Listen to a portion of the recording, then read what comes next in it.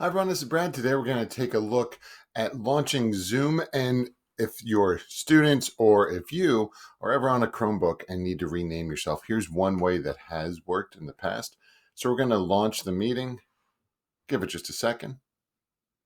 Okay, so you can see this right in here. It launches and we can't rename. So what we're going to do is we're going to go ahead in and hello, everybody, and we're going to close out.